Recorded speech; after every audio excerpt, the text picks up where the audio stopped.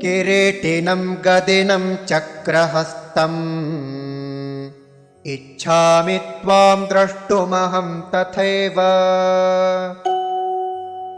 तेनैव रूपेण चतुर्भुजेन सहस्रबाहो भव विश्वमूर्ते।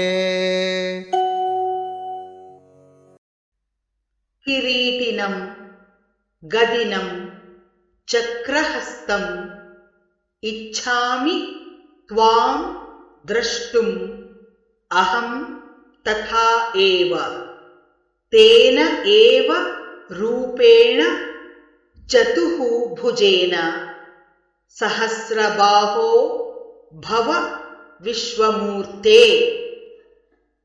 किरीटिनं गदिनं चक्रहस्तम्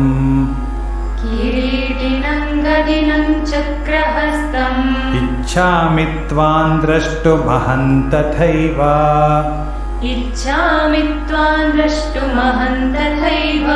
तेनैव रूपेण चतुर्भुजेन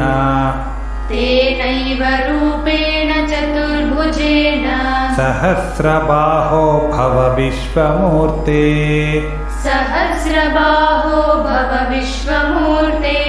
किरीटिनं गदिनं चक्रहस्तमिच्छामि त्वां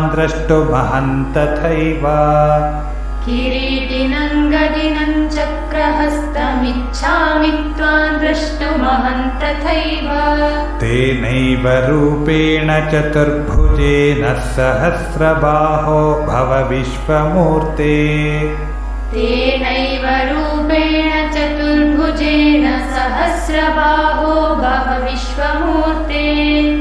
किरीटिनं गदिनं चक्रहस्तमिच्छामि त्वां द्रष्टुमहं तथैव तेनैव रूपेण चतुर्भुजेन सहस्रबाहो भव विश्वमूर्ते।